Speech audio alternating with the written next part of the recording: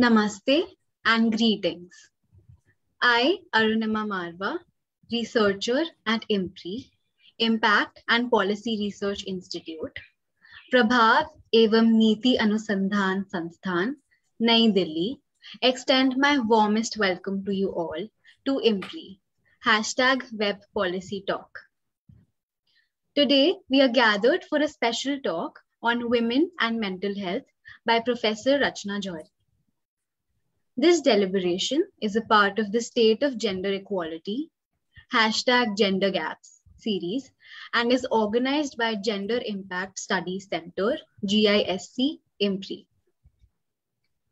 As the chair for today's talk, we have Professor Vibhuti Patel. Ma'am is a visiting professor at IMPRI and a former professor at Tata Institute of Social Sciences, TIS, Mumbai. With the permission of our chair, I would like to introduce the gathering. Yeah, please go ahead.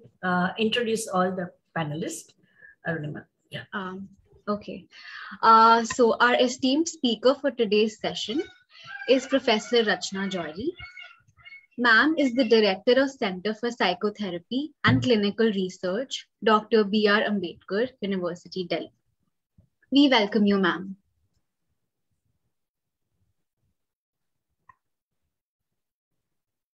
Moving to our esteemed discussants for today, we have with us Dr. Amrita Nandy, who is a researcher and writer on gender, rights and culture, and an adjunct lecturer at Ambedkar University, New Delhi. We are honored to have you, ma'am. Welcome to the session.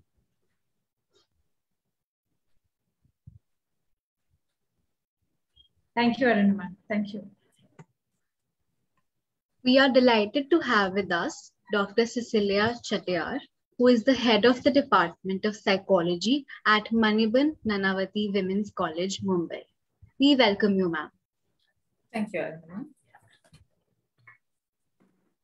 We are pleased to be joined by Dr. Aparna Joshi, who is an assistant professor at the School of Human Ecology and the project director, iCALL and Sukoon at Tata Institute of Social Sciences, TIS, Mumbai. We welcome you, ma'am. Thank you so much, Arunima, and thanks for the invitation to all the organizers. Now I would invite our chair, Professor Patel, to initiate the talk with her opening remarks and to proceed with the deliberation. We look forward to learning from the esteemed gathering. Thank you. Thank you, Arunima. And first of all, I would like to offer my heartfelt thanks to Dr. Arjun Kumar to give the platform under the gender lecture series for such an important topic as women and mental health. I greet Dr. Professor Rachana Johri, Dr. Aparna Joshi, Dr. Cicilia Chettiar, and Dr. Amrita Nandy. We all know that women and mental health has emerged as a critical concern during and post-pandemic triggered health emergency and the social isolation that the communities have faced. We need to understand depression, panic attacks, stress in relation to contemporary social cultural ethos in Indian society, and status of women in the family, the community life, and society in general, and also dynamics of power and the sexual politics. We need to seriously reflect on critical social determinants of mental health, measures for promotion and protection of mental health, and also well-being of the people, as well as methods to foster resilience to stress and adversity. We need to update the notions of femininity and masculinity, heteronormativity, gender binary, differential impact of mental stress as per the intersectional inequality, to examine power and control men and women have over and sexual minorities have over the socio-economic cultural factors impacting their mental health status and lives, their social position, treatment in society, and their susceptibility and exposure to specific mental health risks. The gender-responsive approach to mental health of women implies distinguishing between biological and socio-cultural factors while exploring their interplay and being sensitive to how gender inequality affects mental health outcomes, In India, we are educating our girls and women. They get bachelor's and master's degree in arts, commerce, science, management, engineering, but these degrees do not translate into employment or career. A lot of naming and shaming of India has happened for a deplorably low work participation rate as 20% currently. Even when some of them enter the corporate ladder or get jobs, they are kept at the bottom of the pyramid. Among the educated women aspiring careers enhancement, the psychologists have found major stressors as a glass ceiling phenomena, where apparently, notionally, or in principle, you have sky is the limit. But when women try to touch the sky, their heads are banged with the glass ceiling or glass wall, which doesn't allow you any kind of horizontal vertical mobility. There are institutional barriers to isolate women, and they are not given any kind of executive advancement. You also have a glass cliff phenomena where women in the leadership role, such as business executives in the corporate world or women candidates in political offices, are more likely than men to be promoted to leadership roles only during the periods of crisis or a downturn where the chance of failures are highest. Or you also have a sticker floor phenomena where women who are in the workforce, they just languish at the bottom of the hierarchy and there are no chances, it's a dead-end job that we get. So we need to be sensitive about intersectional locations of women and multiple burdens of caste, class, religion, gender, geographic location, education, which are shouldered by Indian women. A universalist ethic approach that uses diagnostic categories of mental illness such as neurosis, schizophrenia, psychosis, mania, phobia, paranoia, so on and so forth. I think that is found quite inadequate and also detrimental for the women's cause. Psychiatric labeling doesn't take cognizance of material reality faced by women on a day-to-day experiential level. It obscures social realities such as riots, natural disaster, pandemic, fire, accident, while dealing with the phobia among women.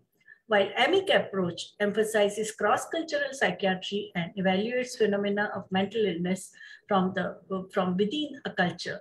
Traditional treatment of mental illness used to be meditation, yoga, group singing, listening to the discourser is now gaining resurgence of interest among the communities. A culturally sensitive counseling on mental health consequences of trauma take into consideration women's socio-cultural environment, and this whole ethic-emic debate, it gave way to a new cross-cultural psychiatry where the emphasis lay on the different contexts of mental illnesses in different cultures, not on the biomedical categories. To understand this multifaceted issue, IMPRI has organized this special lecture by Professor Rachana Johri, and we also have expert discussants, Dr. Aparna Joshi, Dr. Cicilia Chettiar, and Dr. Amrita Nandy. So first of all, we would request Professor Rachana Johri to make her presentation. Over to Professor Rachana Johri. Thank you, Professor Patel, and I hope I will not deviate too much from some of the things you have said.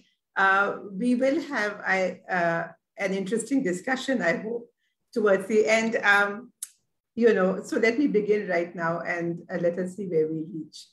Well, good evening, and let me begin by saying how grateful I am to be here today. I am honored by the presence of the chair, Professor Vibhuti Patel, and delighted to share my thoughts with Dr. Amrita Nandy and Dr. Aparna Joshi, both of whom I know, and Dr. Cicilia Chettiar, who I hope to get to know better today.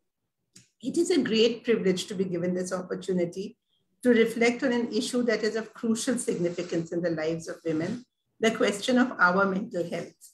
My tentative reflections on the field should not be taken as the voice of a mental health expert.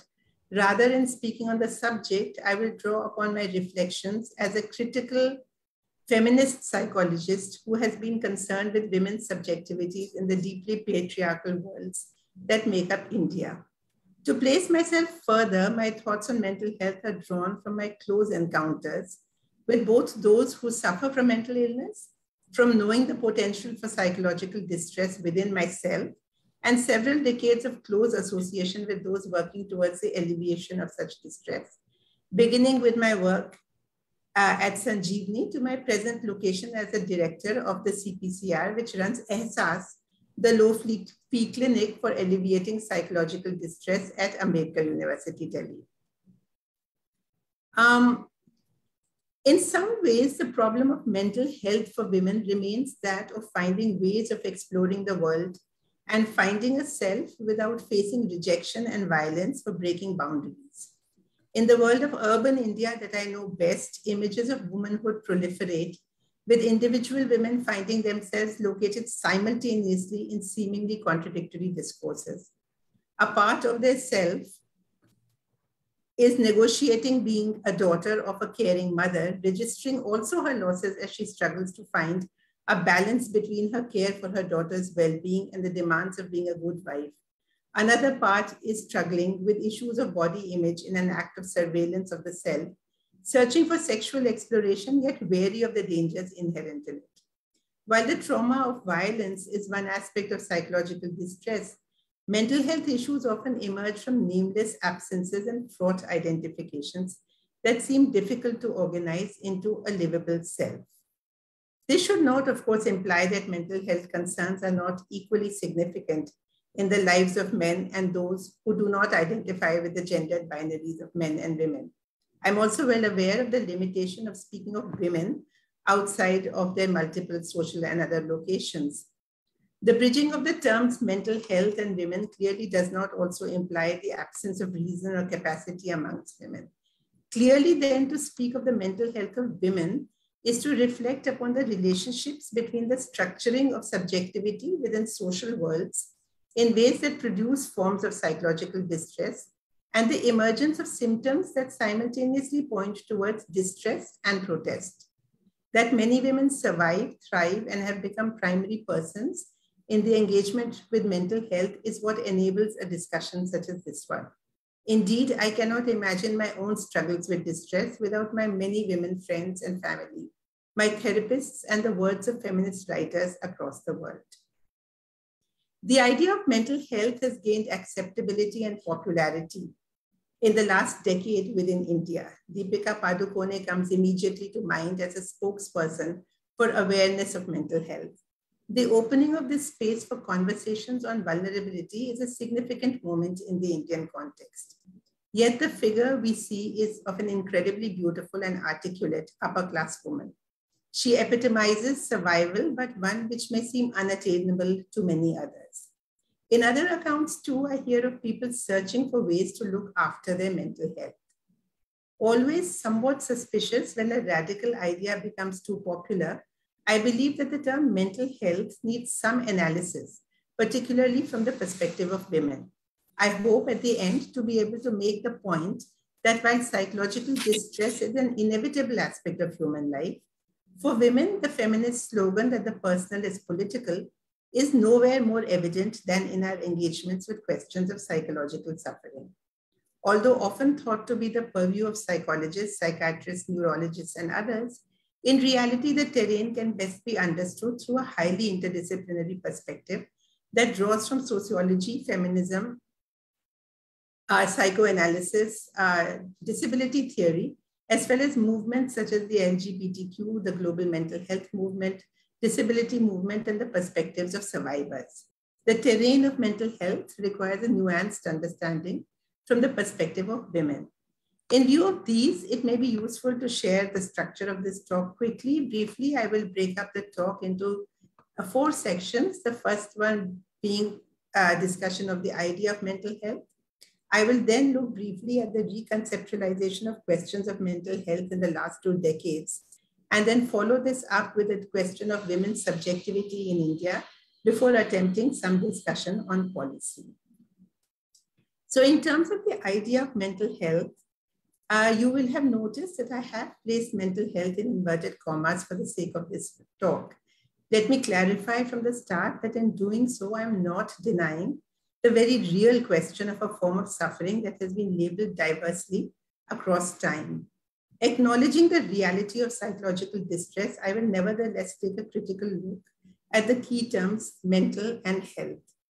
As far as back as 1948, the WHO defined the term health as a state of complete physical, mental, and social well-being, and not merely the absence of disease or infirmity. Adding to this, mental health is defined as a state of well-being in which an individual realizes his or her own abilities, can cope with the normal stressors of life, can work productively and contribute to the community. Inclusion of social and mental in the idea of health has paved the way for much progressive thinking, directing attention to mental health and illness, as well as an attempt to shift the discourse from one of pathology to positive attainment. One might then be rather well physically, but suffering from a difficulty in another domain, one we have learned to call the domain of the mental. Yet, although we call it mental health, difficulties in mental health include problems that are quite often expressed as somatic or bodily symptoms. A large part of the history of contemporary reflections on the problems of mental illness go back to discussions on hysteria, a disorder where the deepest of psychic distress lodged itself in the bodies of women as failures to speak, see, and move. In women in particular, lack of appetite, weight loss, pain in the back, head or legs, gastrointestinal difficulties, and many others are understood to be physical manifestations of psychological distress. The presence of these somatic symptoms clearly reveals the difficulties posed by the dualism inherent in the idea of mind and body. One might then interrogate the category of the mental, both for the inherent split between mind and body that it implies, and at a deeper level for the fact that it both stands in for and negates a relationship with the brain. At best, the mind refers to the functional qualities associated with the anatomical structure called the brain. In the context of disability, Margaret Price refers to the idea of body-mind to reflect upon this problematic. But we find that phenomenological term experience or the psychosocial category of subjectivity might do as well, but would perhaps unsettle the proximate relationship between mental health and biomedicine. Like the term mental, the idea of health also poses difficulties. Experientially, psychological difficulties do not always express themselves as suffering. Women's lives may seem healthy when they go on functioning in the face of severe violence and abuse, seemingly lacking the entitlement to express their sorrow and rage, the expression of which may be a sign of relative health. In manic episodes too, the person may experience elation and power that is judged to be a form of illness because it deviates from some aspect of reality. In our times, widespread insensitivity masquerades as health, raising questions of how one should understand the absence of distress or apparent well-being in the face of so much suffering. These questions have been asked repeatedly by critical thinkers, especially after the experience of fascism in Germany. Although Freud has often been thought of as a pessimist, his formulation that one could best expect to convert depression into ordinary sadness is a reminder of the fact that health includes our sensitivity to the problems of others. The Buddhist foregrounding of suffering too comes to mind here. It is also the case that there is a close relationship between social suffering and mental health. Asked about the distinction, Arthur Kleinman, anthropologist and leading voice in the field of mental health, writes, the term mental health was developed to encompass not only dementia, psychosis and depression or anxiety disorders, but also to include a wider set of problems from substance abuse, serious school failure, and family breakdown to violence and its traumatic consequences. In extending the reach of authorized mental health categories to include both clear-cut disease and vaguer, though no less serious problems of everyday life, as well as non-medical catastrophes, the term mental health became an unwieldy, even an unbelievable odd lot. With hundreds of categories, it seems to simultaneously trivialize the most serious of medical conditions and to medicalize social problems. He says, I predict that by 50 years from now, the term mental health will have been abandoned. Nevertheless, the problem it represents, the distinction between the normal and the pathological, will remain diffused since there is a considerable overlap between suffering and mental illness. The process of distinguishing between this apparent normal and seemingly pathological formed the terrain of diagnosis. Among the thinkers I have grown up on, from Sars and Lang to Foucault and Hacking, diagnosis has been viewed with suspicion. It does seem to be the case that, with the exception of some broad categories, social constructions have a role to play in the production of disorders. Eating disorders prevalent amongst women is an example of the very complex processes through which a disorder acquires a place, not only in systems of classification, but in the experience of women. Anorexia, that is real enough to lead to death, is a product of media-created images of slim bodies that represent a controlled femininity that simultaneously resists the idea of the maternal and the body that consumes. It seems that the combination of particular psychological conflicts and the availability of the subject position of a desirable yet not quite womanly body is required for anorexia to emerge. In the past, as is well known, homosexuality was thought to be a disorder. Today, obesity is. Gender too is central to the naming of disorders. And several have reference to women, such as postnatal depression, indicative of the processes of normalization inherent in some diagnostic formulations. From the perspective of a user, diagnostics is enabling if it allows for better treatment chosen from a variety and with consent. As Pratiksha Sharma and others who speak of the question of recovery point out, that more often than not, diagnosis becomes a trap that you cannot exit once you have entered. This is perhaps not the space for such a discussion, but the close relationship between the pharmaceutical industry and the diagnostic framework has been a matter of concern, especially for women who have often been medicated for resisting cultural expectations. In the last, new conceptions of psychological distress. While the experience of psychological distress is highly subjective, within the field of psychiatry and most traditions of psychology, a diagnosis becomes central to the understanding of the experience and the classification of the distress for the sake of treatment. Traditionally, disorders were broadly classified as those that were largely biological in their etiology. These included schizophrenia, bipolar disorder, dementia, etc.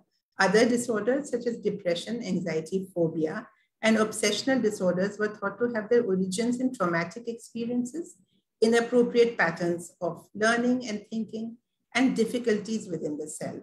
The former also came to be thought of as severe mental disorders, and the latter as common disorders.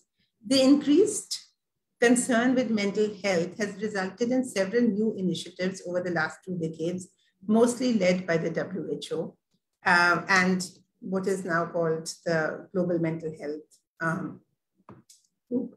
These changes are significant in working away from the idea of mental illness to that of psychosocial disability. A critical moment here has been the CRPD, the Convention on the Rights of Persons with Disability. The CRPD grants equal recognition before the law to all persons with disability, including what has traditionally been called mental illness. The Indian Mental Health Act of 2017 states the requirement for an alignment with the CRPD as one of the processes that pushed the act. Mental health has also been included in the SDGs. This reflects the understanding that the idea of mental health includes a wide range of experiences ranging from mild, time-limited distress to chronic, progressive, and severely disabling conditions with considerable expression of mental difficulty, considerable difference in the expression of mental difficulties across communities and cultures. Further, the mental health of each individual is a unique product of social and environmental influences, in particularly during the early life course, interacting with genetic, neurodevelopmental, and psychological processes and affecting biological pathways in the brain. The neat classification into disorders with a biological origin and those that arise from trauma is now questioned, with early childhood trauma and sociocultural events such as migration, poverty, and natural disasters being considered causative. The new conception also requires a rights-based approach to protect the welfare of people with mental disorders, and those who face vulnerabilities or risk factors associated with poor mental health, and to enable an environment that promotes mental health for all. Vikram Patel and his colleagues are, of course, instrumental in this whole process. The global mental health movement acknowledges the wide suffering caused by mental illness across the globe. Worldwide statistics suggest that perhaps a sixth of the population suffers from forms of mental illness. In India, the NMHS indicates that 13.9% of the Indian population currently suffers from mental illness. We know of both the circular relationship between mental illness and poverty and a bidirectional relationship with physical illness, being both an antecedent and a consequence of it. Clearly, hierarchy in societal locations is implied in the incidence of mental illness. Women, unsurprisingly, are therefore more likely to experience some kinds of mental health issues. Women's subjectivity and the context of India. As feminists show, there is something impossible about the discursive construction of womanhood. Women's bodies and sexuality are out of control, yet desired. She's expected to be desirable to the right extent and in the right place. Her own desire is often a sign of either her badness or her madness. Compulsory heterosexuality is the norm. And in India, she must want to be a mother, a position that is apparently empowering, but the power is attainable only if she gives birth to an able-bodied son. If she's given access to education, she must learn but not change. She must go out to work but give the earnings to the family. She must maintain timings and be safe. She still finds herself living in a very unsafe world and is often held responsible for the violence that she encounters. Women's bodies are the continual subject of scrutiny and discussion, even as they are expected to fit in, sometimes with one ideal and at other times with another. Of course, the control of sexuality has been central to our heritage, with much of the system of marriage organized to maintain chastity and caste purity. Despite the obvious difficulties, symbolic and material, including food deprivation and so on, and as Professor Patel said, lack of jobs, lack of financial resource, and so on, so material and symbolic, the question of subjectivity and distress has rarely been the center of the agenda for the women's movement. As Bhargavi Davar says in an interview at Belong, if biomedicine and diagnosis have been one end of the complexities involved in discussion of mental health, the failure to recognize the reality of distress is the other. Unfortunately, the women's movement in India has been slow to recognize the reality or the concerns of women with disability.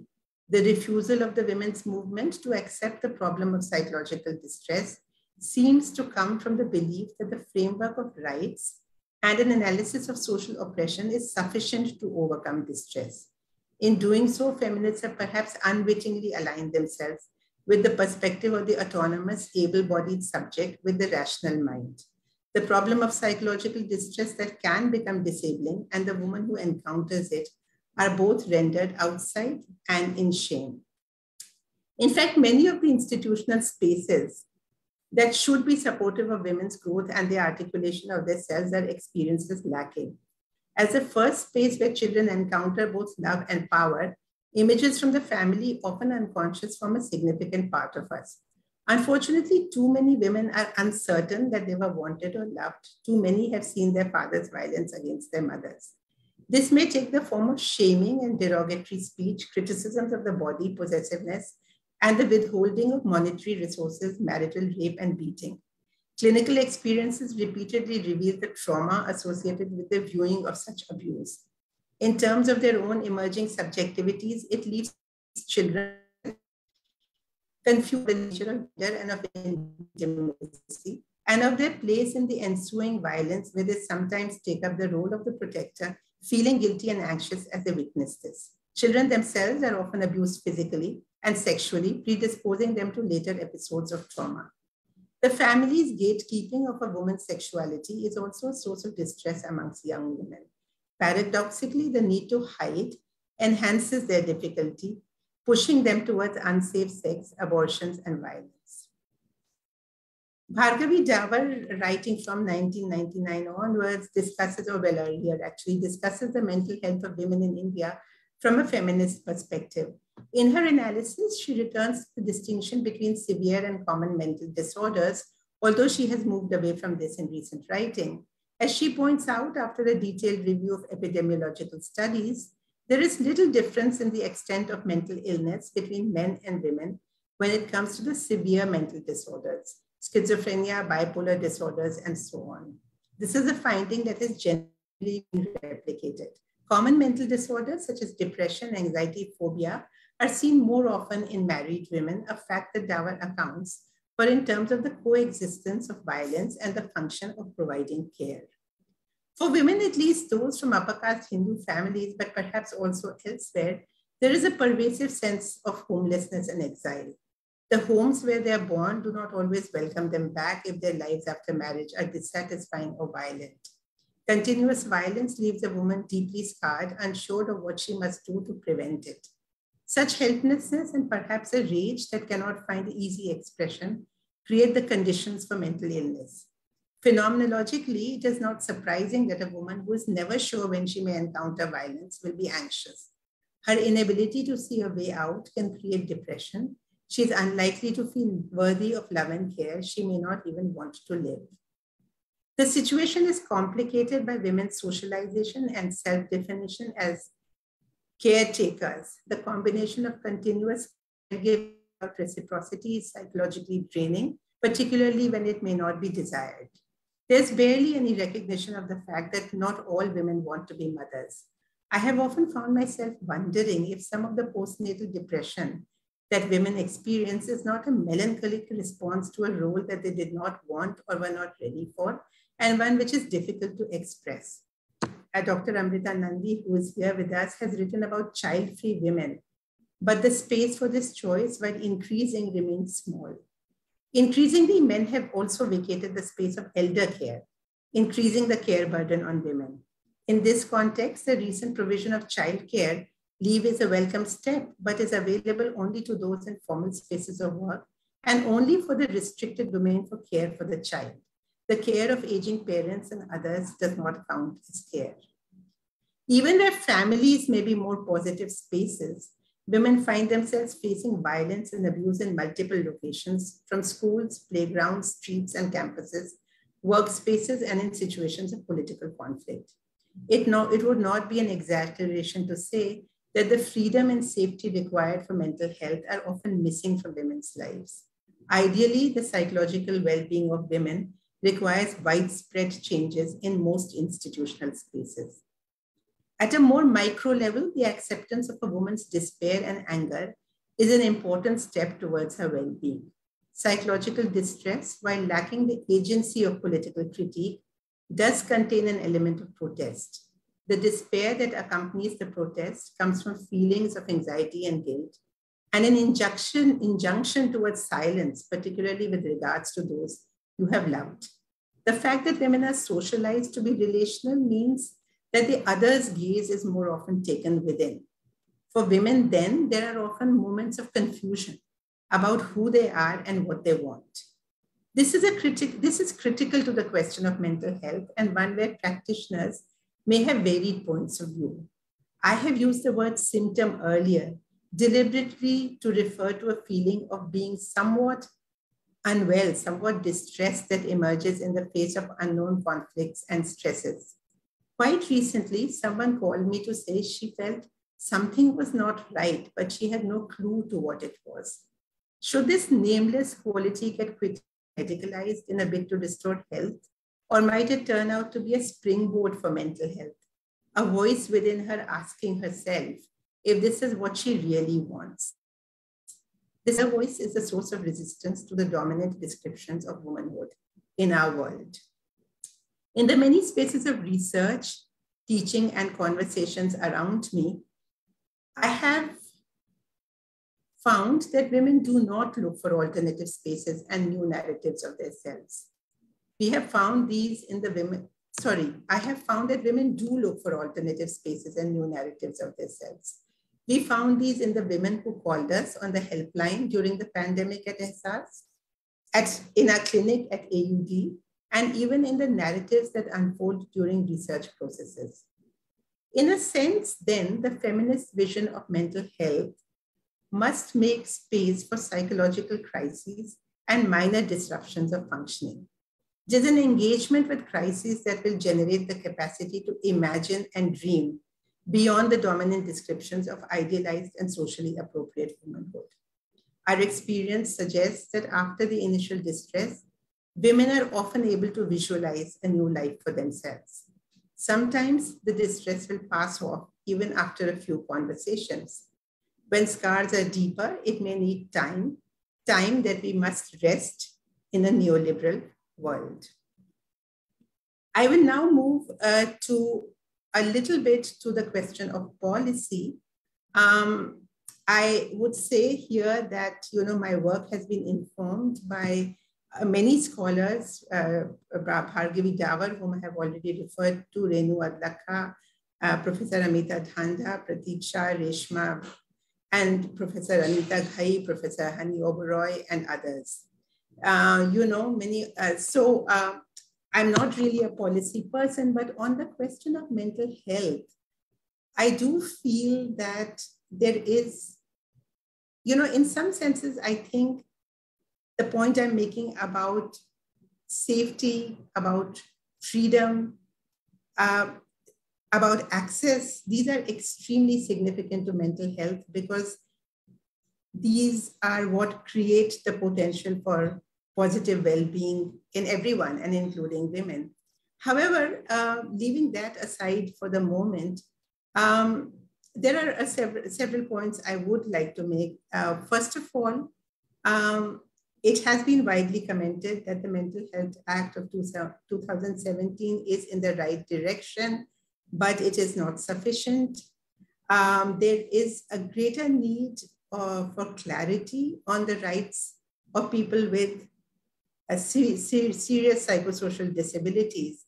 And I should also say at this moment of time that perhaps when we are discussing policy, we may actually have to think in two ways. We may have to think across what Bhargavi would call the mental health spectrum, right? Of a whole range of difficulties that may be from very transient and very minor to quite chronic and quite disabling. So in some ways, we need to think together of all of these issues, but at another level, we need to think separately.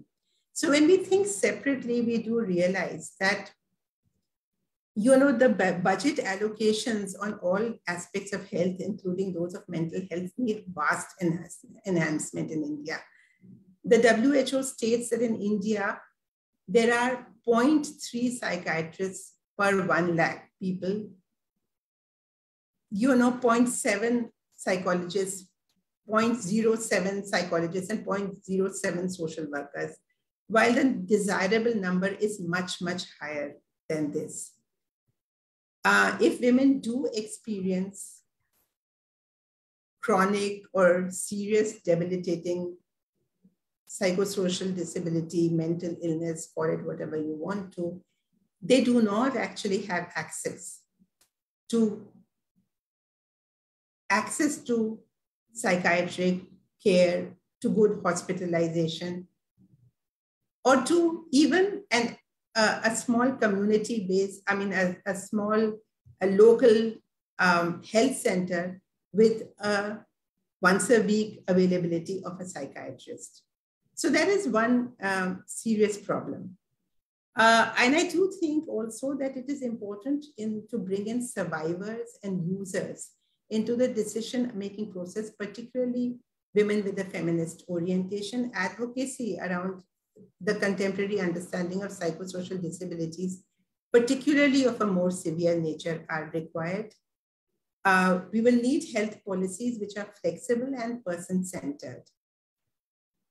We also need to work within the provisions of the CRPD, particularly in the context of the question of legal capabilities. That is the question of who will decide which kind of treatment, particularly a woman suffering from severe psychosocial disability, should get.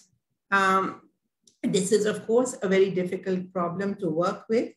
But once again, I will cite the Seher model that has been developed by Bhargavi Davar as one example of the kind or in which a kind of community support is developed, a circle of care is developed that provides relatively autonomous yet supported living within a framework of choice and consent.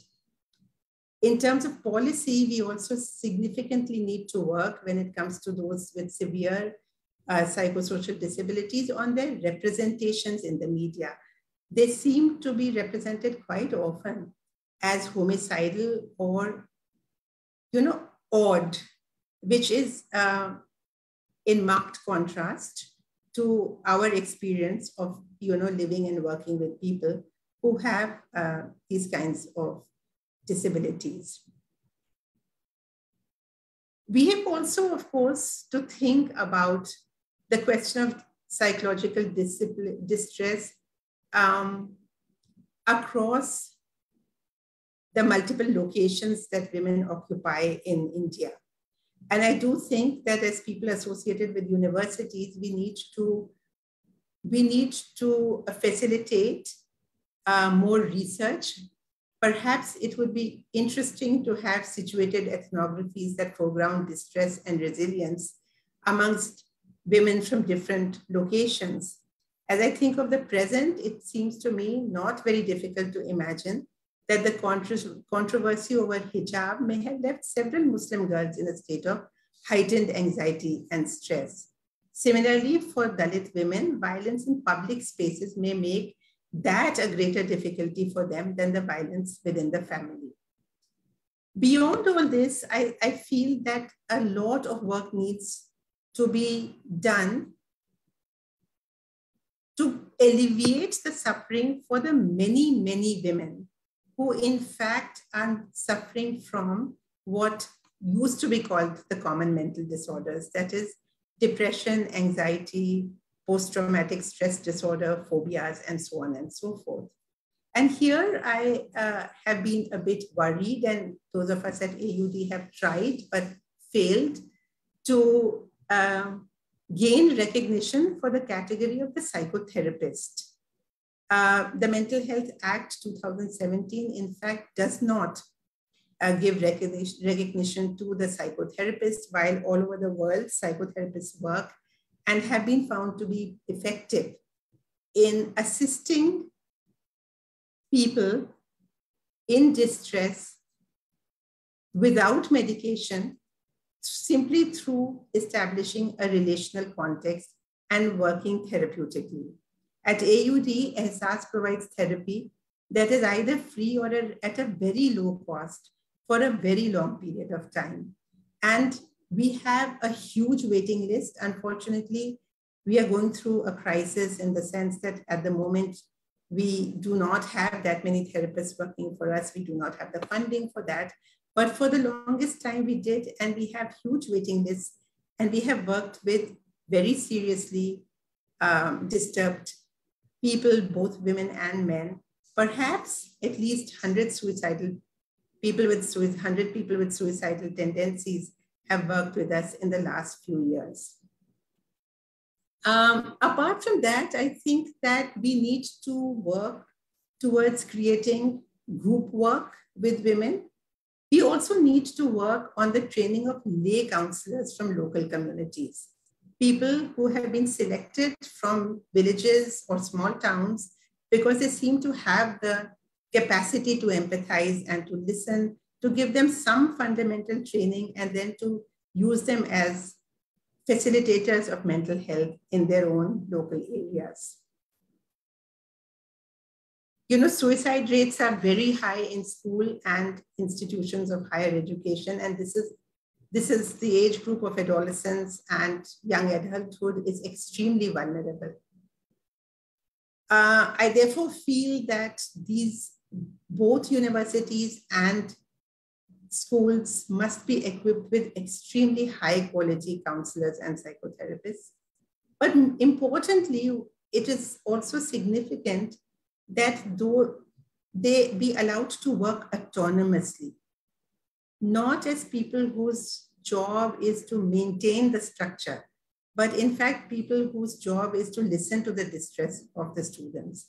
from the accounts I have from my students who have been to work in as school counselors, most schools will not allow the student to sit with a counselor for more than 15 minutes at a time. And this is clearly not enough for the development of the kind of relationship that is required for, assisting in distress situations. Repeatedly, I feel that this is a significant problem, probably all over the world, but in India, that structures of authority, such as the family and the school, are not subject to critique, even though they do frequently cause psychosocial problems and distress, right? So I think that's a very important aspect. I also feel that, this is another controversial area, but my own conviction is that spaces which provide healing experiences through spirituality and religion should not be universally banned. I do think that there is a need for some protection against abuse, but that is true for all institutions, right? Even in universities, even in hospitals. I mean, the Irrawaddy episode is talked about so often, but during COVID, several hospitals caught fire and so many patients died, right? But the treatment of those hospitals was not the same as the treatment of these, indigenous sites. So I think that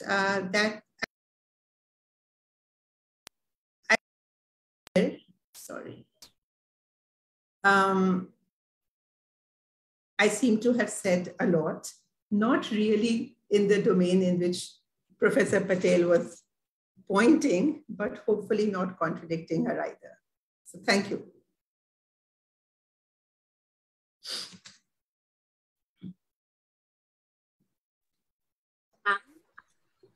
Thank you, Professor Rachana Johri. You have given a very, very comprehensive view. You also spoke about how the patriarchal control over women's sexuality creates a major psychological barrier among the women in terms of self-esteem, self-confidence, and also the mental makeup that they have.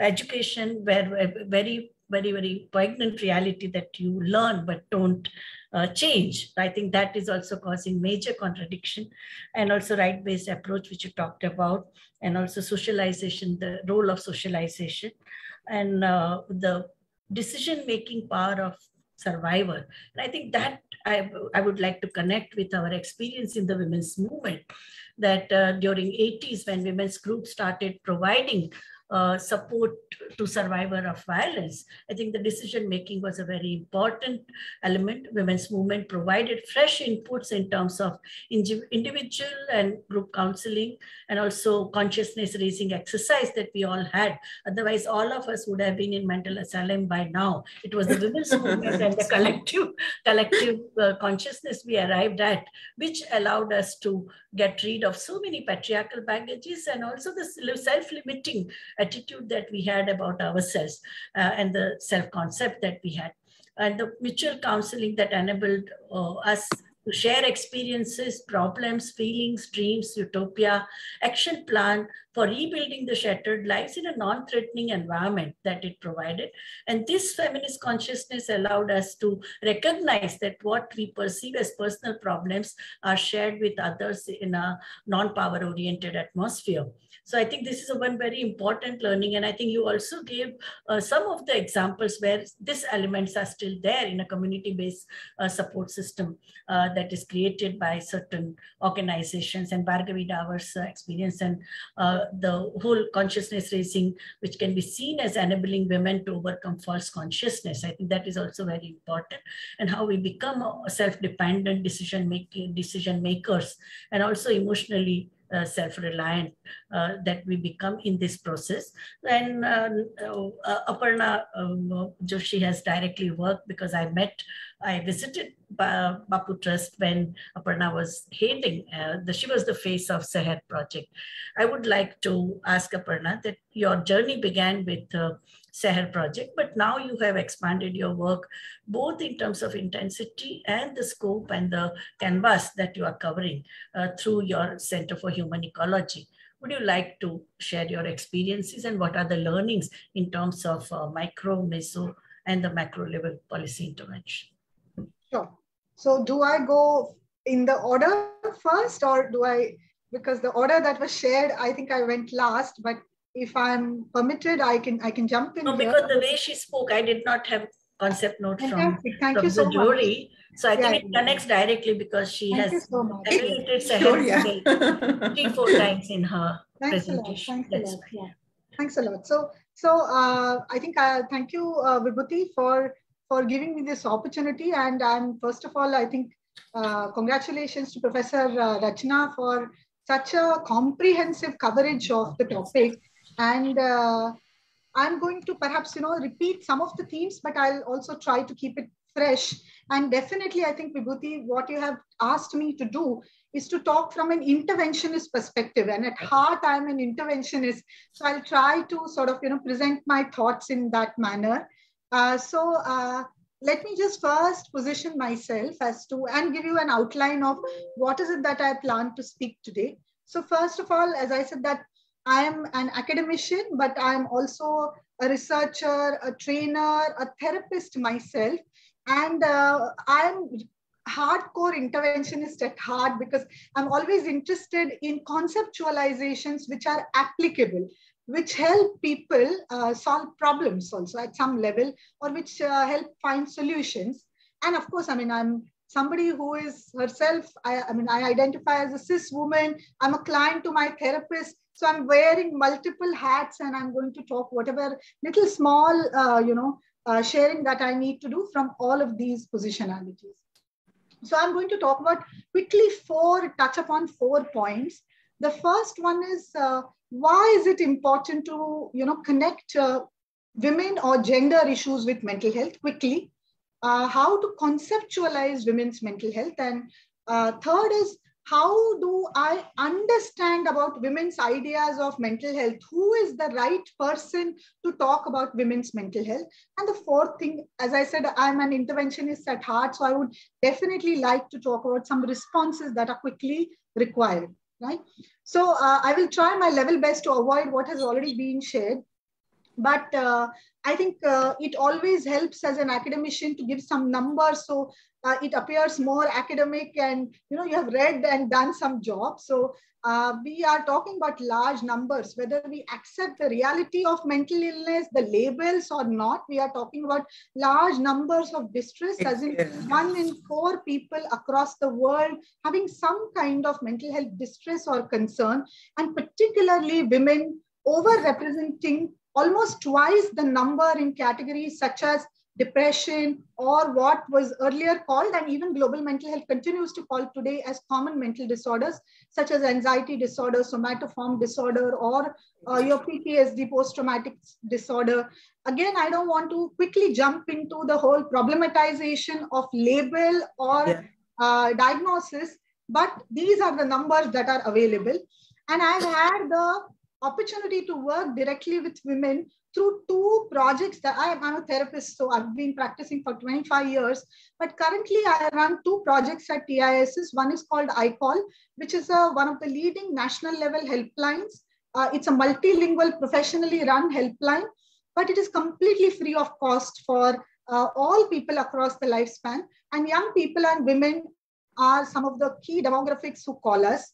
And the second project I run is known as Sukoon, whereby we provide psychosocial counseling in legal structures to people who come to legal structures for addressing matrimonial issues. So through both these projects, I've had the opportunity to have very close dialogues. And the COVID pandemic also has brought forth the issue of mental health, which was considered to be the issue of only a few. The numbers, for example, in India, say 170 million people in India are in need of some kind of mental health service. And earlier it was considered only it is the issue of those 170 million. But COVID made it very, very clear that nobody is spared from the mental health impact. While it was called an equalizer, it was also very, very clear that it was not an equalizer, but in fact, it brought the pre-existing rifts and the pre-existing disparities of the society, and women were one of the worst affected members because of COVID. Now, having said that, my next question quickly, I would want to jump into what is the connection between gender and mental health? Now, gender can be conceptualized to intersect with mental health 4 ways. One is gender is a very critical determinant of stressors that people experience, the kind of stressors and unique realities women experience. And I'm being very, very clear that we are working within gender binary of women and men, which I don't believe in. Secondly, I'm also very, very clear that while I am talking about women as if they are a monolithic identity, they are not. Yeah, there are certain vulnerabilities within vulnerabilities also, and let me clarify that. But the unique stressors that women experience across the lifespan is a very, very critical determinant. And those, I don't have to repeat, I think Professor Rachana has made a fantastic presentation about these unique life realities. The second point where gender and mental health intersects for women is definitely to do with gendered manifestations of the kind of mental health concerns they experience, which means when it comes to severe mental disorders, again, if we take the reality of mental disorders, equal. But if you particularly look at common mental disorders, there is a very close connection between violence, disempowerment, lack of access to education and other resources. And therefore, women highly overrepresent men as compared to, in these categories of common disorders. The third intersection point where gender is a very critical determinant is help-seeking patterns and utilization of mental health services. You will typically find women, given their resources, given the deprioritization of women's mental health, can reach maximum up till primary health care or a doctor, whereas men will have access to tertiary care or hospital facilities. Also, there is a very, very clear research which shows that being a woman is a very high predictor of being given psychotropic medication. So just because you are a woman, you are likely to receive a quick diagnosis and a quick medication also. And the fourth point where being a woman intersects with mental health is the consequences of mental health concerns. If you are a man and if you have mental health problems, there is a very, very high chance in a country like India. For example, if you look at research from Tata, from SCARF, or other, very, very prominent researchers who have studied schizophrenia, they will tell you that if you are a man with severe mental illness or any mental illness, possibility of being cared for is very, very high because the caregiver is a woman. Whereas if you are a woman who is suffering from mental illness, the possibility of being cared is very, very minimal. In fact, the possibility of being deserted and divorced is very, very high. Yeah. There are numbers across India which are telling us. So gender is a very critical determinant at these 4 intersecting points. The next question I quickly want to explore, which Professor Rachana has already explored, is conceptualization of women's mental health. And I think continues to be still biomedical, which limits women's mental health to their bodies, largely to their reproductive systems. And it's a very cunning conspiracy because it situates it within them, within their psyches, within their bodies, and within their individual selves. But the interaction between the individual and these socio-contextual realities is very cleverly forgotten. And therefore, it's very important. I don't want to deny the role of biology. I don't want to deny the role of self, but I want to emphasize the role of socio-contextual realities because the solutions are linked with the conceptualization. It is also very, very important that in recent times, conceptualizations have not only moved from biomedical to socio-contextual, but also to disability, the social model of disability. That it is not the person, it is not the environment, but the person-environment fit which creates disabilities within people. And therefore, it is equally a responsibility of the society, the policy, the government, and the environment to provide a very, very conducive environment and not to label women and leave them to fend after their own mental health. So having looked at these conceptualizations, quickly, I want to answer the last two questions. Is how do we know best about women's realities and women's mental health? The answer is it can't be expert driven. It can't be me or somebody else talking about that. It has to, and it can't be only positivist, decontextualized and objective method of knowing, but it has to be subjective, locally contextualized, and nothing about us without us. It has to come from women. That's important. Yeah. It can't come from experts. It is also important to remember here, while we are talking to women, to understand how they conceptualize mental health, what do they want, what do they find helpful. Women are not monolithic identity. There are vulnerabilities within vulnerabilities, and there are silences and omissions. As a cis woman, I'm here. But I don't know whether as a trans woman, as a person with disability, as a person from certain geographies, languages, I'm talking in English, I don't know who all can represent platforms like this. So there are vulnerabilities nested within vulnerabilities. And if we want to understand from women, we need to understand women in its entirety and understand from them what do they consider as mental health and what do they need. And the last question quickly I want to answer is, what is it that needs to be done? Because as I said that I'm an interventionist at heart.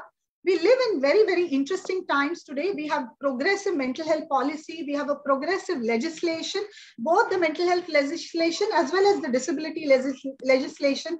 We have a slightly archaic national mental health program, but still overall, we have the finance minister who has announced 23 telemedicine and a huge budget also. I don't know what's going to happen, but may we live in interesting times. So what do we need to do? One is, whatever program policy we devise, it has to be aware of socio-contextual realities and not just biomedical or intrapsychic and individual realities of women's lives. Secondly, it is also very, very important that those programs and policies need to simultaneously engage with women's internal as well as external and material realities. They need to simultaneously engage with women's personal as well as political realities. Yeah. And detached or divorced, sorry to use a very heterosexual married kind of a word, realities are not going to be very, very beneficial for any programs.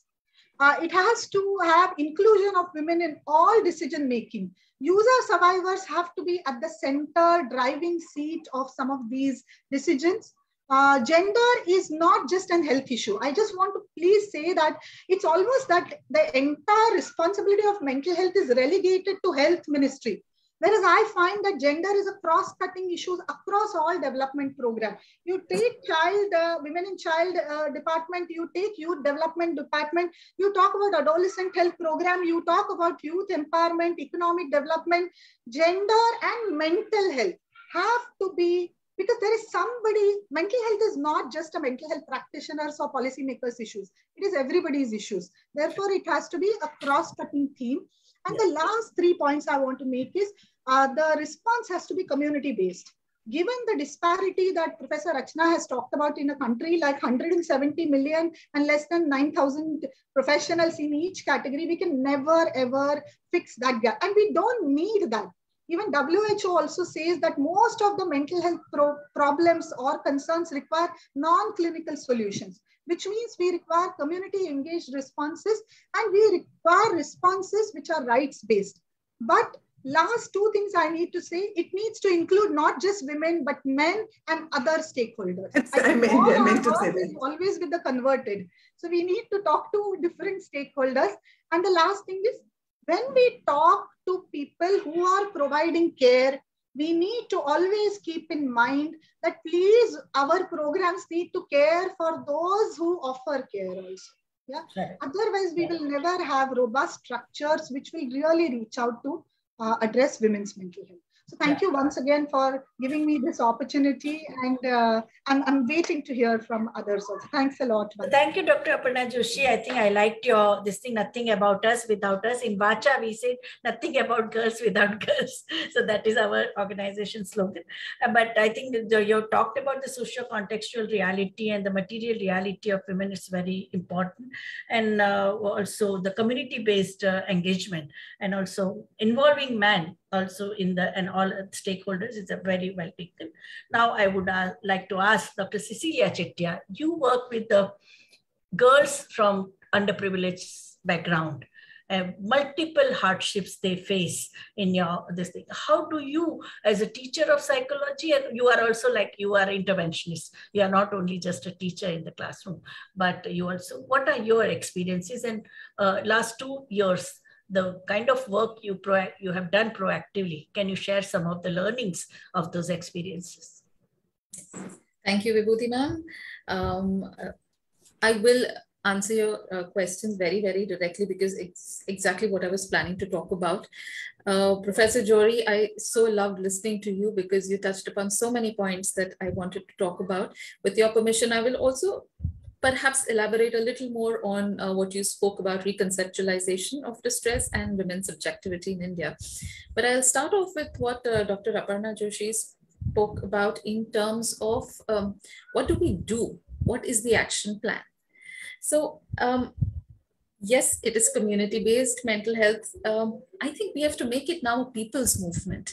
There's something wonderful that we have started in our college. The education system wants us to upskill our graduates and provide skill development. And we started an emotional skill development program for our students. So for the past 3 years, we have been running a psychology-based skill development program where we consider the focus to be emotional upskilling. And being a women's college, our students are trained to deal with, of course, the normal, to recognize patriarchal norms, because for a long time, they don't even realize that this is not normal. There's another term Professor Johri used, normal stressors. We have normalized the stressors.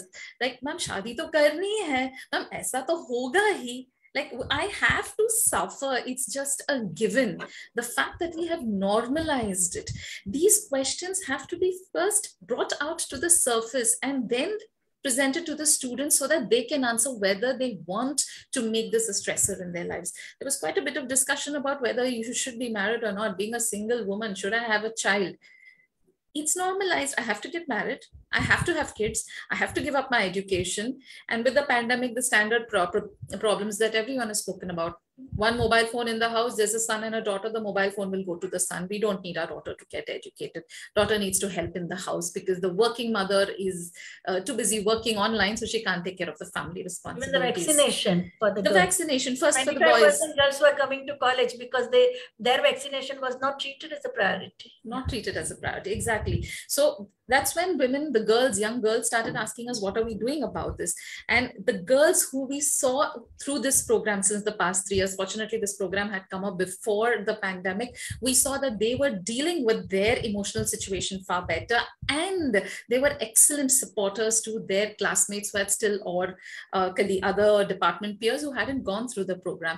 So yes, it has to be a people movement and we can't just wait for policies. Policies have their place, but we need to start right at the very basic level, make it a part of your educational system. And as Dr. Aparna said, don't just educate the girls, educate the boys too.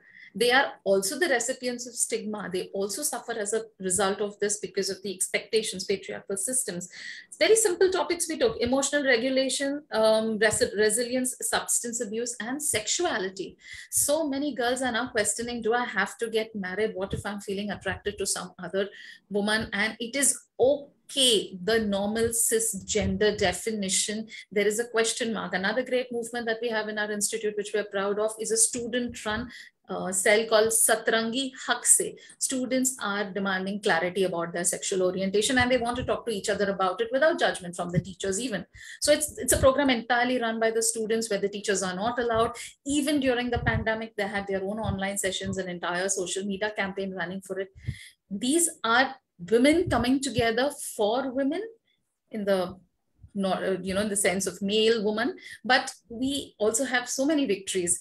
I'm so happy to be proclaiming this. We've had women who, thanks to these movements like Satrangi Hakse, have stepped forward and said that I'm stepping away from this traditional definition of a woman that has been assigned to me. And we've had students who are saying that I'm quitting this definition. They have come out during programs and said that I am not a cisgender woman. I prefer to refer to myself as a trans woman, or that I am bisexual, or that I have other interests. And they're doing this bravely because there is no judgment, which connects us again to the point of normal stressors, that we will be judged, we will be questioned. And this entire process where being the superwoman is normalized. You have to be a woman who's good at everything. And if you are not good at everything, then there is something wrong with you. And this is an expectation which women have from women. And somewhere, perhaps I'm wrong, but somewhere feminism has contributed in ways that women have misinterpreted and misunderstood what it means to be a feminist. And they think being a feminist means just doing whatever you want, without regard for personal safety, without regard for personal care, because I just want to rebel. And it's not just because they are youngsters, they are at that age when they will rebel. No, it is because they have been told a very different story where basic concepts have not been explained to them.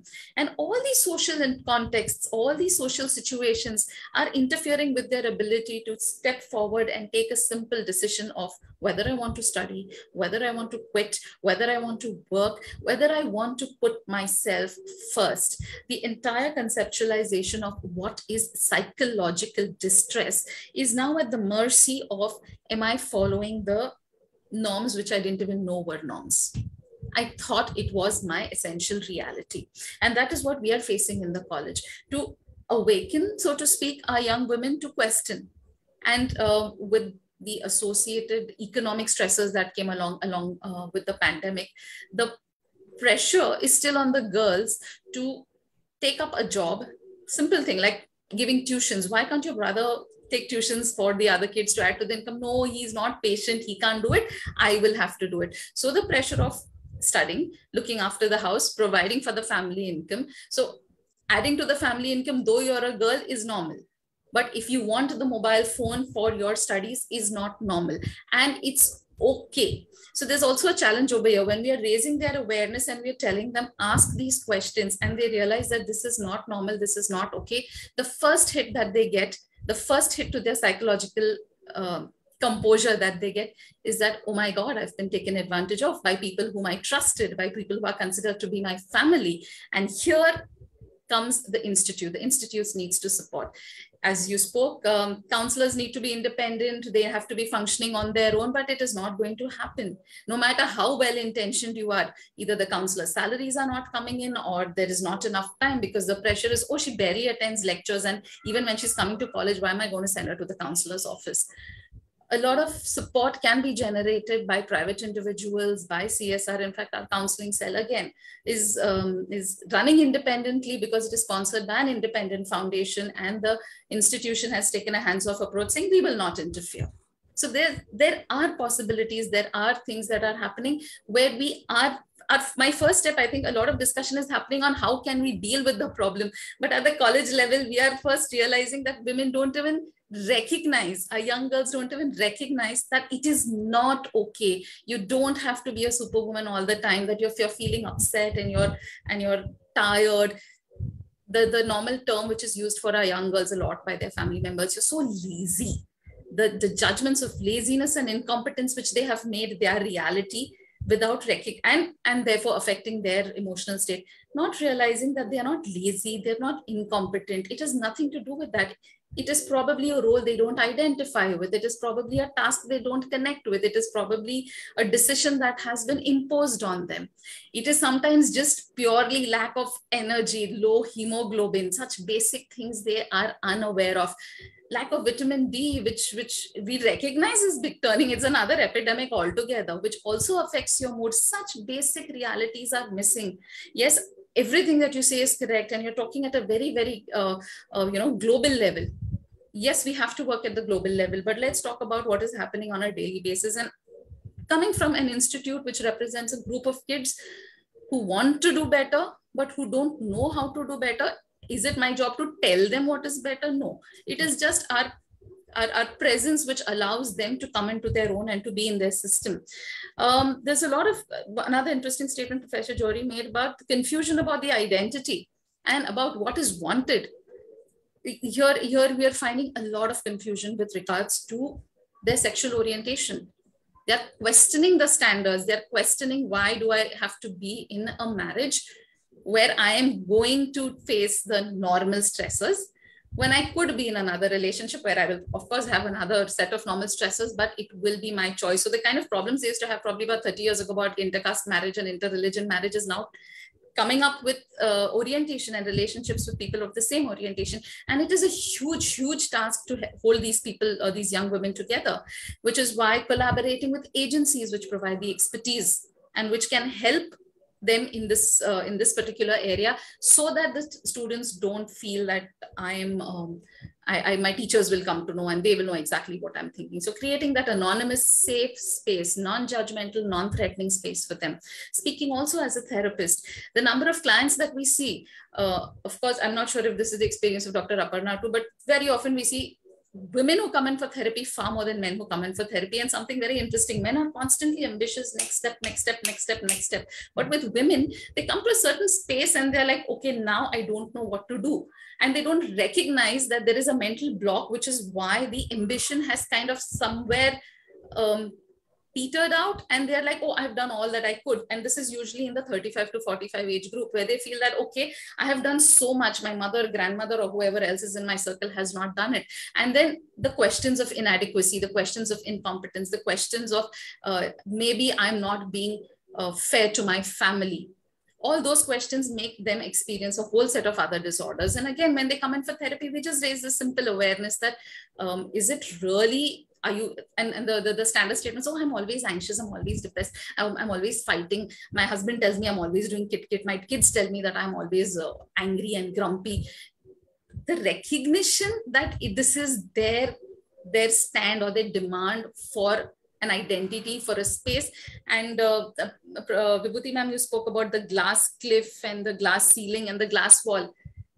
Technically, they understand it, but they don't realize that some of the walls are the walls that they have erected for themselves, because they have decided, yes, I had thought I will become the general manager, yes, but CEO, no, probably that's not my cup of tea. Not too many people think there, and then starts the judgment, a whole set of disorders. So besides all the diagnostic questions, you know, when DSM-5 came out, one of the jokes was that if you're a woman, you have a disorder, as per the DSM-5. Everything was a disorder. You have PMS, you have PTSD, you have postnatal, prenatal, you name it, everything, geriatrics, anything. You are a woman, you have hormones, we don't know what to do with them, so it's a problem.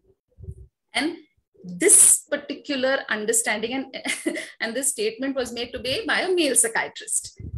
So that was, of course, he was trying to be respectful and say, I don't agree with it, but this is what the story is, the narrative is that has come out. So we want to change the story, but for young women, those of us who work with very young women in schools and colleges, or even in therapy, what I would say for 35 to 45, women at the prime of their lives, what is the narrative that we are offering them? What are we telling them? We're saying, oh, there is a policy, or this is what you should do, or this is what feminism is, or this is what equality is, or this is how mental health has been unfairly linked to gender. And my goal is, or my aim is just to kind of let them know that they are not the best version of themselves, because essentially that's what we are looking for in therapy.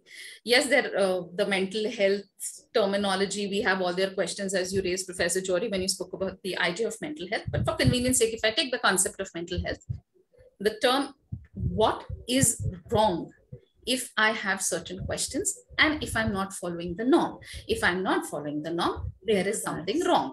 That's it.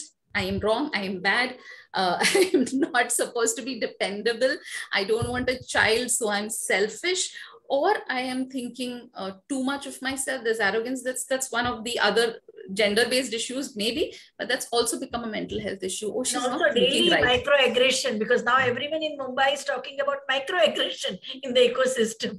So that coping with the microaggression, no, that the insensitivity of your colleagues and the term that is also used along with microaggression is, oh, this lady, she has micropsychotic episodes.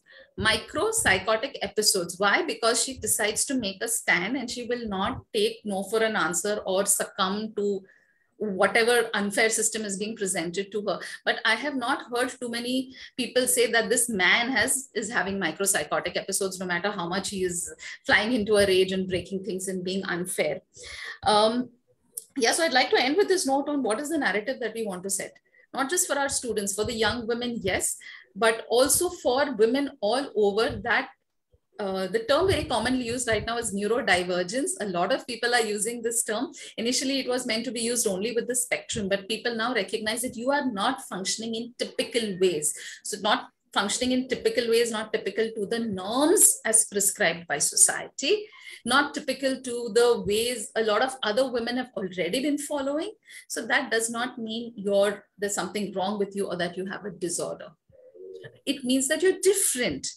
Hatke, alag hai, whatever those terms we are using, and we are saying it's okay to be different. And I think that is the narrative we need to bring forward if we want to really bring about some equality or bring about some change in the mental health of women. Thank you. Dr. Cicilia, I think we have also, I would like to add that our girls have also faced a lot of cyber stalking and cyber crime during the last 2 years. I think that has been the universal experience of all the students in schools and colleges. But I think, yeah, brilliant exposition of the problem that you have given. And now, Dr. Amrita Nandy, would you share your experiences and give the response to previous 3 speakers? Yes. Thank you. Thank you, Professor Patel. Rachana, that was really such an impressive arc that you drew there, a very impressive trajectory.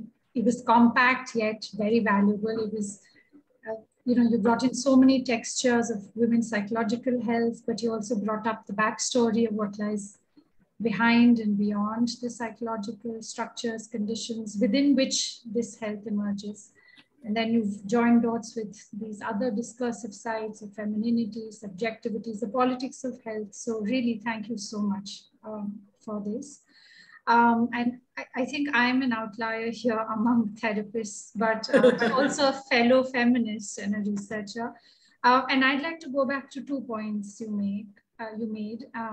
And really, this is for other discussants, the chair, and not just for you, Rachana. But yeah, I'd like to go back to something very insightful. You put it very beautifully. You said that the problem of mental health for women remains that of finding ways of exploring the world, of finding a self without facing rejection and violence, and how mental health issues emerge from nameless absences or fraught identification. So given this, Rachana, how do we enable young women to know their pain through its very, very subtle and explicit interlinkages with patriarchy's gender? And as you yourself said, women's lives may seem healthy when they go on functioning in the face of very severe violence and abuse. So how do we light the path, help each other take off those masks before the struggles become overwhelmingly difficult, or offer them these vocabularies? And I think Cicilia did a great job of outlining many ways of how this can be done, but I'd love to hear from you and Aparna and Professor Patel. And the other, really my last question, and perhaps you can anticipate this already, is you spoke of the Buddhist foregrounding of suffering and how religious and spiritual sites of healing should be legitimized as necessary spaces. Now, given how fraught the encounter between feminism and the contemplative, or secular and spiritual, not to speak of faith, how can one create a space where these silos could be raised? And how do we draw from, say, the repertoire of Buddhist psychology, since you brought up Buddhism, without having to forego identity, to juggle the self from a point in consciousness where one can alternate between one's gender identity yet loosen the label, the identity? Now, is there work you could point us to? Work not in the secular mindfulness sense, there's plenty of that, but one that draws more fully from, say, Vedantic notions of the self or Buddhist notions of not self. How does one reimagine a politics that marries the feminist with the spiritual? And these questions are really for all of us to deal with. Thank you. Yeah. Thank you, Dr. Amrita Nandy. I think after these 4 very insightful presentations, now the floor is open for question or intervention or expansion or contradicting, whatever. The participants can unmute themselves and speak.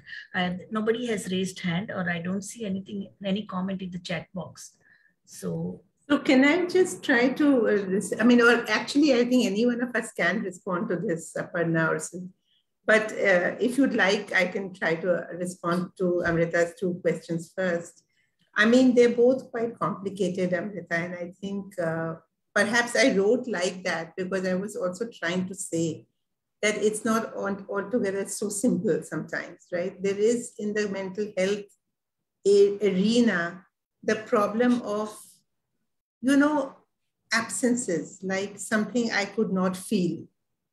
I have never felt happy, let us say, right? I did not have my father. It doesn't matter, not having a father doesn't actually matter. But what I'm saying is that at times, because of the dominant social constructions and also the way it is being played out in the intimate lives of people, I think these become like gappy things inside one. It's like lacks that, sometimes you carry with you.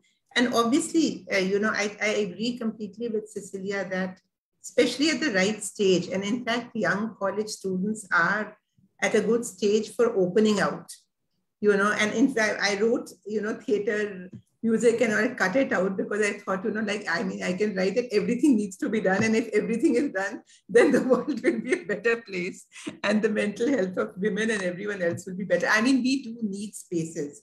Some of the psychoanalysts have said love, work, and play as signs of health. And play is a very important aspect, I think, of being able to find new versions of yourself. So by play, I mean theater, poetry reading, just creativity, which I think those are potential ways in which we can come in relatively safe ways with peer group, in educational settings where the stigma is not there.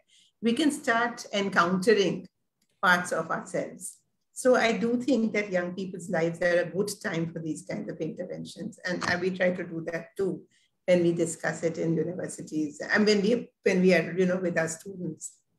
The other question I think is actually very complicated, but I would say very simply at one level that I'm drawing from those who have worked in the mental health field, okay?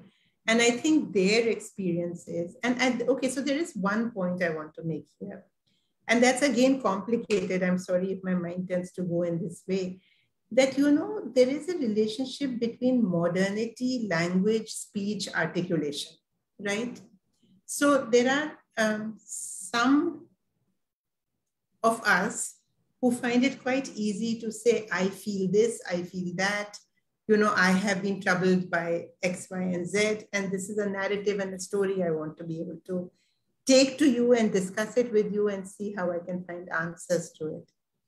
I think, I mean, there are 2 senses in which I have used religion and spirituality in that, in that talk. So in the latter sense, when I'm talking about spaces where which women can access, there has been work and there are quite a few feminist health workers who have actually, tried to investigate, how these places work. And you find that there is a language there, which is not the language of modernity. And there is a space there where sometimes one's suffering can be articulated. These spaces, however, are also patriarchal spaces quite often. So one has to be careful. It's not, I don't think one should just jump into it and say all of these spaces are, fine. But they can have an alternative language of healing And one really needs to look at, which I have done, all the ethnographies, etc., to see how it really happens. Also, there are spaces where, you can just be relatively wordless. And I think that also is important. I think words are not always available to us. And I do think this is something which I didn't say, but our experiences begin when we do not have words. And I think that too is a part of what makes us up. And so the wordless sometimes needs to find a space. And I think these spaces can be really helpful. So those are two things which I'm saying. There's also body movements, rhythm, all kinds of other things which assist. The other thing which I was saying was different. I mean, I haven't thought through it completely. I think it's my position that spirituality can become a defense against experiencing those aspects of ourselves. It can become an aspect of arrogance, right? I'm going to take up only this one part of it. However, accompanied by other processes, it can render one more open to listen, to enable listening to oneself and to others. And I think and I do think that our capacity to be able to remember that suffering is inherent to life is maybe not something I would like to say to adolescent girls. I'm not saying it in that sense. But I think at another level, I think I've written it as a critique of the idea of mental health, that, you can forget the fact that people can be apparently looking very productive, very happy. And are they really healthy when they cannot at all relate to the suffering around them, or, to have no sense of empathy towards others? So it was in that sense that I was saying. Yeah. Thank you, Professor Rachana Johri. There is a comment from Ashima Sood. A beautiful and very enlightening discussion. I have a question about so-called psychosomatic hormonal, quote-unquote, hormonal disorders like fibromyalgia and CFS. Could the reality of long COVID help subvert these gendered narratives about health syndromes and disorders? And another comment she has made is that to add to Dr. Chettiar's point, women's health concerns are labeled disorders and simultaneously devalued. And after that, Dr. Anita Sood, she said, Aparna, nice to meet you after Pune. But I think I would also request Professor Anita Gai, you are here. We are really honored with your presence. Would you like to unmute and also intervene?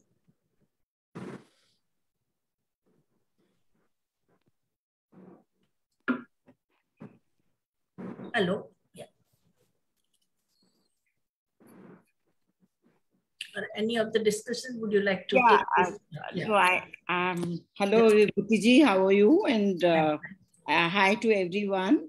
I was wondering, Aparna mentioned the social model, and I think I always have had this critique of social model, especially when it comes to gender.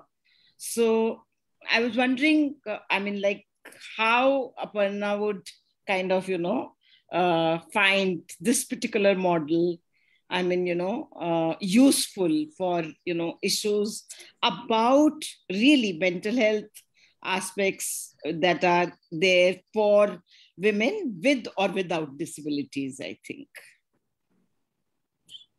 Yeah, Vibhuti, can I just... There are two questions. Yeah, one is this and Aparna Sood's question. Yeah. Sure. So, in fact, Professor Anita, I would love to hear your critique of the social model in the context. I will just table my idea, but I would love to hear from you since you are here. Because the reason why I talked about the idea of bringing disability discourse within mental health, if you look at, I'm also borrowing from Bhargavi's conceptualizations, whereby I think she has moved more and more away from biomedical conceptualizations of mental health and have found disability discourses far more accepting, empowering, rights-based. Professor Rachana also mentioned the entire CRPD, and of course, you are You are an expert on all of that. But what I find most importantly empowering about the social model is that the responsibility of my pain and suffering as well as my healing is not just on me. And I feel that the biomedical discourse, Sylvia Plath says that if you are a woman, you are damned anyway. You know, by definition also you are mad. And if you are a mad woman, now you are mad by diagnosis. So the point that you are trying to make is that how do I say that my suffering is a reflection of the realities in which or the worlds that I inhabit. And therefore the world is also equally responsible for doing something about this healing and not just me. And don't pathologize me. So I was coming from just that point of view. And you will see therefore every institution, formal or informal in the society, has to do something to acknowledge these realities and to accommodate themselves to provide that conducive environment. But I would love to hear from you, why is it that you don't find this model particularly helpful? So since you are the expert on the entire disability discourse, would love to hear from you.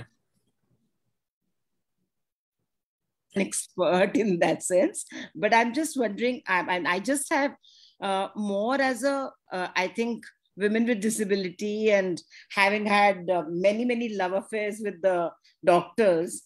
I mean, I was wondering, while I was listening to Rachana, I was putting iodex on my leg because my legs are like, you know, after the wheelchair, you know, you are there on the whole day. And then you realize that, you know, the legs are, I mean, you know, there's no other way that I can reduce, I mean, you know, the pain. So you know, when you talk about social model, it actually does not really allow for the body to actually take up, you know, the kind of pain, suffering, vulnerability, all are there.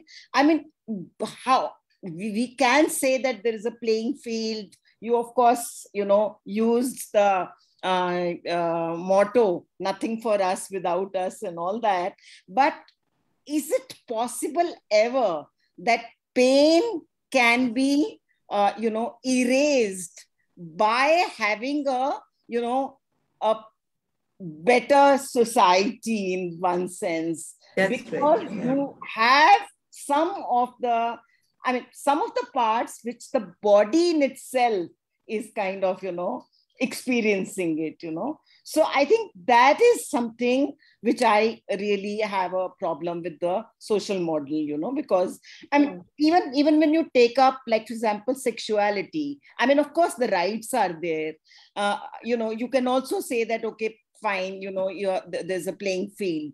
But the point is that you'll also have to find someone out there, no? You can't just simply shoot someone and say that, hey, I want to be, like, you know, have a sexual right and I'm going to kind of, you know, do it. So I think that is something, it's not so simple to say that social model will, you know, or society would kind of, you know, pick up, you know, the issues which are there, and there would be a healthy, you know, kind of a society that we would be kind of in it. I think that is something which I feel is important.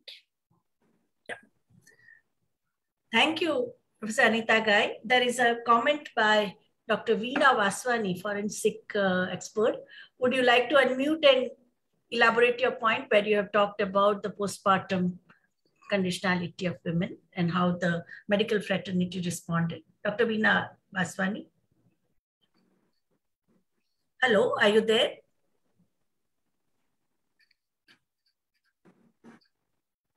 Should I read out what you Yes, yeah, we can read out, yes. Very insightful discussion.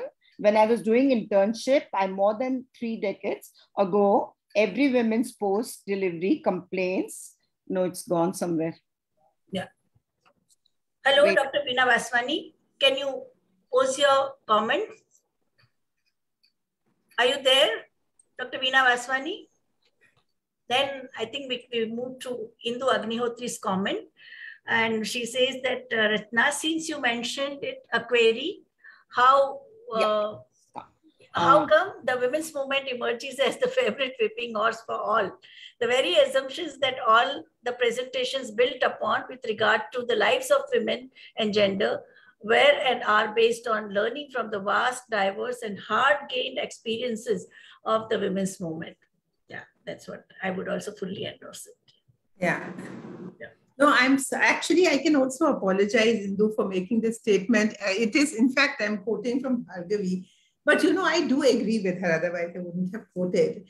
You see, what I think Bhargavi is saying and what I also believe is you're absolutely right, that the conditions of patriarchy, if I may just use a loose word for quick reference, have been spelled out, and for the conditions of discrimination, violence, learned from the women's movement, and I actually don't see myself as being someone outside at all. But it is true that when it comes to a kind of distress, which requires more than what usually we would call friendship or conversations, something more, where, the other is not being able to take in the voice of support for some reason, right? I think, and that's why, and also, just the idea that there can be a kind of distress which our common bonds will not be able to address. I think some of those questions, I think, have made it feel as if the women's movement was not fully ready to acknowledge the idea of psychological distress. I mean, I think that's probably also changed by now. But as a psychologist, Indu, since you're asking the question, I can say one thing, and it's not really with any anger that I'm saying it. I actually understand the problem. But I know that every time I have looked through the list of, areas which are put out at the time of the, the conference, it's never got something that I feel I would directly want to talk about. And that is even, I mean, as a psychologist by training, even though my entire life I have been, involved in the question of women's lives, it has not been easy for me at all to make this bridge. I must say this, And so there is something that needs to be addressed. I think we are getting there now. But when we set up the gender studies program, next to the psychology program in Ambedkar University, I was really hopeful. But I must say that even over there, it has not been a very productive exercise. Only one or two of us sort of jumping around from one side to the other. The rest are just happily seated in their own spaces because, we talk about rights, but rights are not enough in certain conditions. Yeah, something more than that is needed. I agree. No, but I think, would you like to speak, Professor Anita Gai? No, I agree with you, Indu. I'm not really disagreeing. I must say that also, but just explaining my perspective. But I think one thing... Rachana, I also agree with you in the sense that mental health issues need to be taken up very, very seriously. There's no disagreement.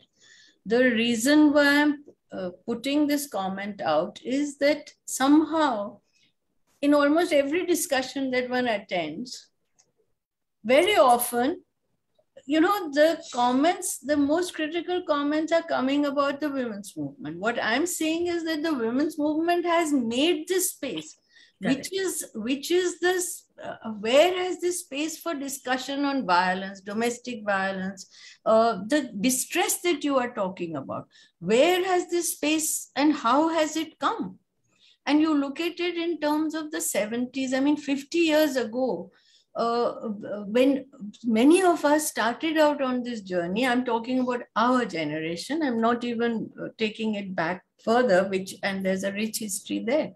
But I mean, these were not issues to be, I mean, the psychiatrist, psychotherapy, all that was seen as a totally different, domain.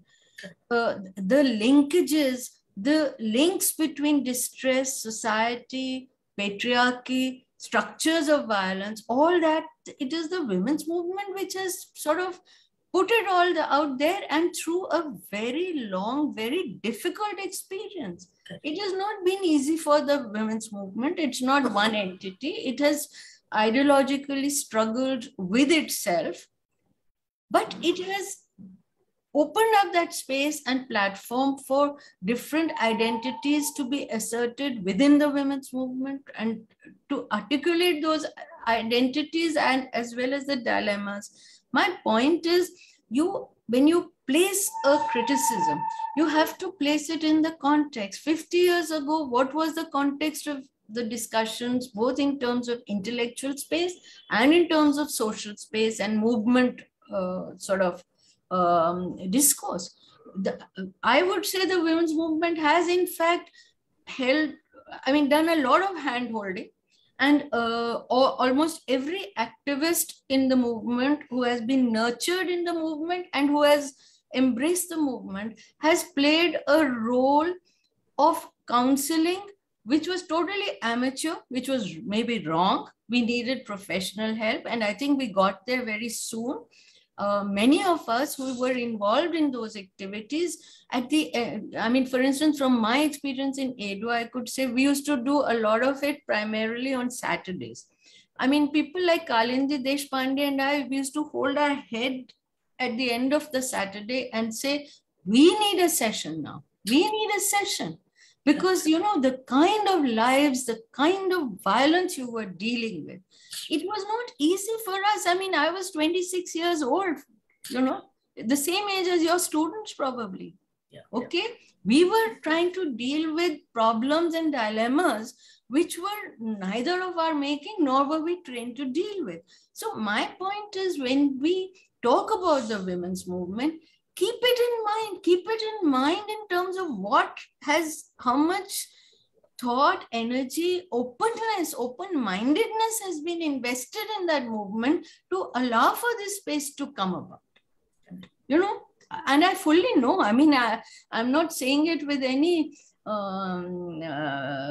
critical this thing with you, because I know what you I think it's more like a complaint against a very close friend for not being there enough. No, not at all. It's a discussion. It's not. No. What I mean is the emotional spirit of the complaint is more because there is a desire that you could be a little bit more close to us and understanding, rather than one of opposites, right? It is as if one is asking for a little bit more support than one has had, rather than suggesting that you have been, opponents of ours. Okay. But I take the point you're making, and I shall keep it in mind next time in any case. Yeah. Thank you very much, Indu, for making such an important point. And I think my experience, what you were experiencing in Delhi, in Idwa, I think same was my experience as a full-timer of Women's Center. The women who were brought either by police or by medical social worker or psychiatric social worker or by in-laws or their parents, the first thing they said, this woman is mental. In Bombay, that's a word they use, by mental. And just get-togethers, women helping each other, talking to each other, little hand-holding. All those women, I think I can name them. They are celebrities now. They are extremely powerful, and they came with the torn clothes and completely bruised bodies and completely mentally shattered, no self-esteem and this thing. And now you see the kind of, and that's why we boast in the feminist movement that anyone who comes in touch with feminist or women's movement would never have a downturn in their life, because there is so much of solidarity. The social solidarity is very important. So I think your presentations have brought in very important, insightful exposition, and also the mental health issues, the way different state groups have handled. I think one thing that emerges very clearly is that cosmetic counseling offered by agony aunts is not for no use. Breakthrough counseling and support work are need of an hour. And to make women's material reality more secure, liberating, and healthy is the only alternative to get out of repeated attacks of mental distress. And that's, I think, the experience of 2 years of COVID pandemic has also shown. Developmental counseling that aims at removal of chronic conflict situation in women's lives is associated with a very also very high mental health morbidity, how to encounter that, and sensitization and training of general practitioners, other health personnel to mental health, particularly minor psychiatric morbidity that we have, anxiety, depression, that is very important. There is a need for social counselors at health posts and public hospitals who are in touch with NGOs providing institutional support to women in social distress, and also sensitization of teachers, the kind of work Cicilia has been doing, and the community workers, youth groups, Mumbai Psychological Association is also doing similar work.